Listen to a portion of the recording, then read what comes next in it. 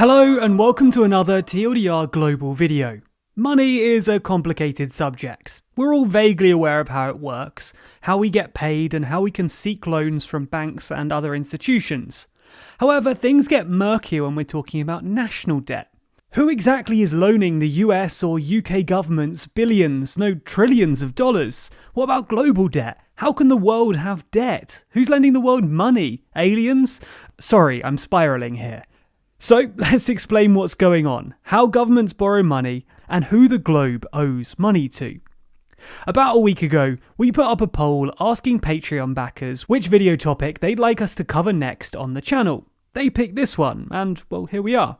Patrons backing the channel get a whole bunch of perks, including exclusive content like our live events, thanks at the end of videos, and of course, choosing video topics. More than that though, they get to know that they're helping us create independent, unbiased news content, free from censorship and editorial oversight. If you want to help us grow and get rewards in return, then check out our Patreon. It's linked down below. So before we get to global debt, first let's talk about its younger brother, national debt. Quite simply, national debt is the amount of money a country owes. The level of debt changes over time, depending on the budgetary situation of a given country. If said country had a budget deficit, where the amount of government spending is larger than the tax revenue collected, naturally it will soon need to start borrowing money to cover the gap. The larger these budget deficits are, and the longer they continue, the greater the debt becomes. Conversely, debt will begin to decrease if a country enters a situation of surplus, so long as the surplus covers the interest that needs to be paid on any existing debt. But where does the money the countries borrow actually come from? Unfortunately, when we're talking about national debt, it's not quite as simple as going to your mate and asking for a bit of extra cash. But on the surface of it, it's actually not too dissimilar.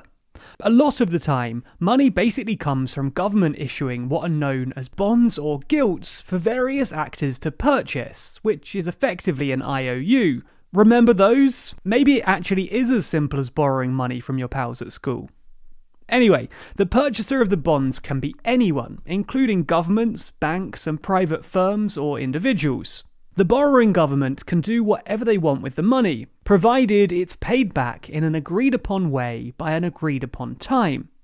International institutions such as the IMF and World Bank also lend, using various sources of funds, including the contributions made by their member states. Government bonds are actually pretty appealing to certain types of investors. They're generally pretty low-risk investments, as it's unlikely that major world governments will renege on their side of the deal. The interest rate often isn't high, and you're not going to see your investments skyrocket like in the stocks market, but it's a safe investment with a reliable return. So national debt makes sense, right? Governments offer bonds, and other actors buy them, expecting repayment and interest in the future. As long as the government continues to pay back the IOUs and maintains a good reputation, then people will keep picking up bonds. Global debt is a slightly different concept though, as the figure you hear accounts for not just government borrowing, but all worldwide debt held by individuals and companies as well. It's usually split into government debt, corporate, financial and non-financial, and household debt. The government debt, we've already explained, only makes up a slice of the overall pie.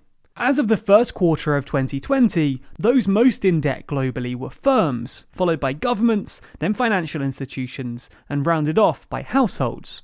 Right now, you might be wondering which countries are in the most debt. When we combine together all of those different types of debt, which country is in the most trouble?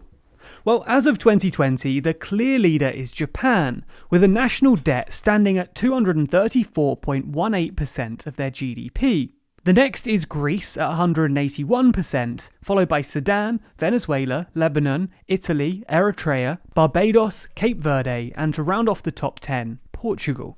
As we've learnt by now, this money is obviously coming from somewhere, but who is being the most generous and funding the aforementioned countries with massive debt? Research covering the year of 2015 showed that the source of lending to developed nations differs from that going to more developing or emerging economies. On the whole, developed nations owe their money primarily to other governments and domestic non-banks, although as you can see, it does vary a fair bit from state to state. This variation is also the case when it comes to developing countries, but interestingly, the source of lending seems to be more from foreign and domestic non-banks and domestic banks than from other nations. When it comes to the actual government that does the most lending, China leads the way as the world's biggest creditor. China is especially unusual though. Normally, when you say that a country's lending a lot of money, most of that lending originates from non-government actors, like banks and individuals. But for China, most of its lending comes from the government and state-owned actors. In fact, in 2017, over 6% of the world's GDP was owed to China. That much to one country. In absolute terms, based on the 2017 GDP being $18.1 trillion, that means that China was owed almost $5 trillion. And as I say, a lot of that is owed directly to the Chinese government. China has seen a particular market for its credit in the developing world, regularly making loans to developing nations. All countries are constantly trying to grow economically, but for various reasons it's harder for developing nations to fund necessary projects, leading them to seek outside investment. China has, in recent years, happily filled this gap, offering billions of dollars to developing countries, often to fund major infrastructure projects. Because of this, if we take the top 50 developing countries who've borrowed the most money, these nations on average owe China 15% of their respective GDPs. That's a lot of money for these nations to owe to the Asian superpower. This brings us onto some of the problems with such a high level of national and global debt. China is by no means the only culprit here. It's just part of the overall picture, in which many countries and international institutions loan to the developing world in a way that can become problematic. Now, this is a massive simplification, but broadly, when a country has tons of debt, investors get worried that the country might not be able to pay them back, i.e. default on their debt, and therefore they demand higher interest rates to make up for the increased risk. In turn, this makes it more expensive for the country to borrow, which means that the country has essentially four options. Firstly, they could stop investing money in their own economy and use its tax revenues to pay off debt, which is basically austerity. Secondly, the country could borrow more money to cover the debt and hope that investors calm down and interest rates don't rise. Thirdly, the country could just print more money to pay off its debt, but this really runs the risk of making the money less valuable and not actually decreasing the debt. Fourth and finally, the country could just say, we can't pay this, sorry. This is sovereign default, and the big issue is that it means way higher interest rates for any future borrowing, because investors get scared that the country will default on their loans again. This all sounds bad, right? And the general consensus is that it is getting out of hand. A greater and rising level of debt is generally agreed not to be a good thing. But it is actually argued to that degree that if kept sustainable, as in the growth rate of debt is not exceeding that of the economy, national debt can be a good thing.